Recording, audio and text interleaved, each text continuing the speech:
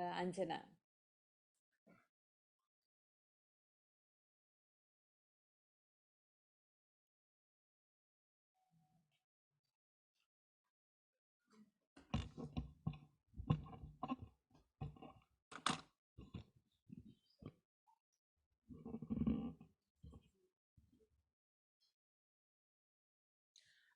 Good afternoon. First of all, I would like to thank uh, ASA and the Sri Lankan Academy for giving me an opportunity to be here in front of you.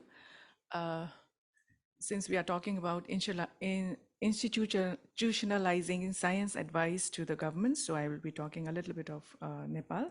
However, we have very much less in compared to Malaysia and also with Australia and so on. So we have come to know that what is science for policy and science advice from the Australian Academy of Science that they have already defined. So I'm not going in detail with this. And government of Nepal, we have formulated existing national STI. Next.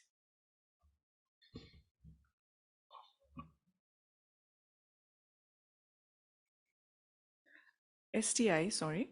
Uh, Policy 2019, which was endorsed by Nepal government in 2019.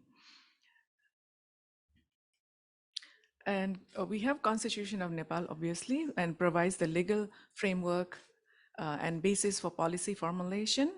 And I would like to escape the details because we have short of time. And it's a necessary policies, regulations, and guidelines are then developed by sector ministries in line with the relevant acts. Um, However, our academy is established in 1982, but still we are lacking in the policies for the country. And Nepal Policy Institute, that is in short PRI, it has been established in 1918, and it has so many of the uh, opportunities and points in that, but there is science and technology and natural resources that comes, the NAST comes under this because the science, technology and innovation is taken one of the points. And second is ecology, environment and climate change, and agriculture and natural resources. So NAS is mostly working with the agriculture and natural resources and science and technology and innovations in this aspect. This is the PRI organogram here, where in the red circle I have shown that is in the chapter 5, the science, technology and natural resources, which I just talked right now. And next is that there are so many policies being developed in Nepal, but however, there are very few that has been implemented and the government listens. And experts and scientists, they develop policies, but however, they never sometimes get applied. Um, Governance and institutional challenges and risks in sectors, like mostly in the legal and institutional framework, that Nepal, it has divided into 3 government tiers that works with federal government, provincial government and local government. Just like the previous speaker said, that because of this problem that money has been divided to all the government sectors, so we lack of funding for doing any kind of research that is available for the country. And models of science advice that has been existing in Nepal. Here I have put only few points here, that mostly it has been done by other ad hoc appointments for the expertise and advisors, science advisors, that is from the NAST, that is Nepal Academy of Science and Technology. And it's pathetic sometimes they are not taking the academicians as a science advisor, but sometimes they take the officers. So because of that, the knowledge, the expertise that is supposed to be used is not being properly used. And appointing authority is a plus point for us, is that it is from the NAST itself.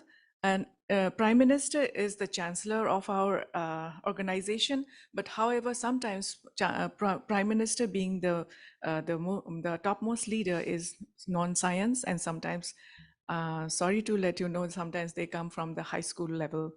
Um, so it is difficult to make them understand what it is. So, and a nomination is sometimes done with the ad hoc system, but never by election.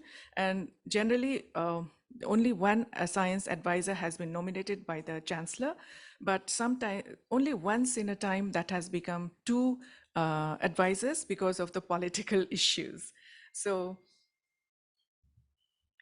um, so there are frequently questions has been asked, and these questions that has been raised and answered by the expert advisors, and it is finally given in the text of the parliament, and committee they will decide.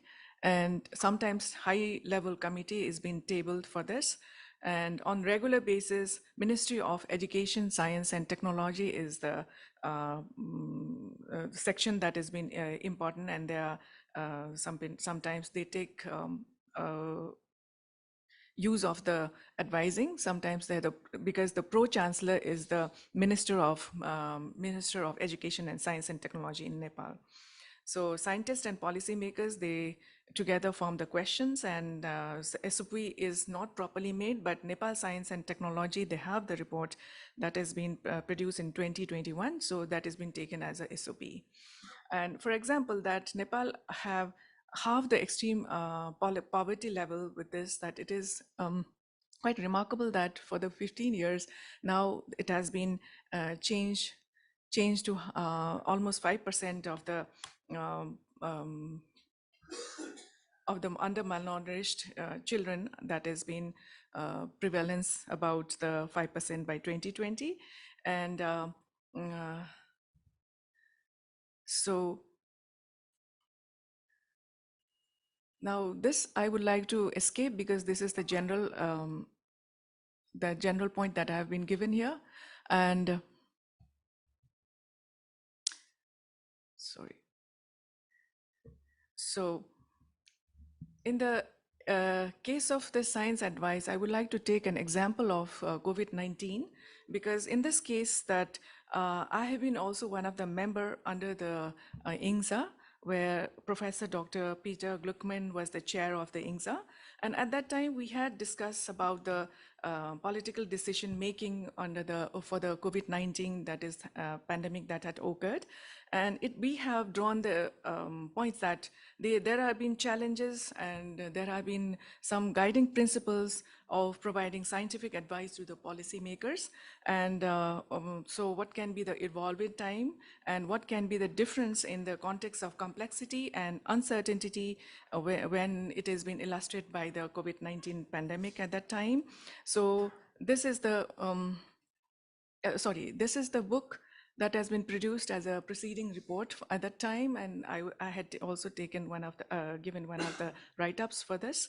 So we feel that the main objective of the webinar was to, and it has been a virtual one, and understand the current science advice landscape in Nepal, and it has been associated challenges of some certain kind of, particularly in response to the ongoing COVID-19 pandemic, as well as to highlight the value and importance of science advice and diplomacy in managing current and future health crises. And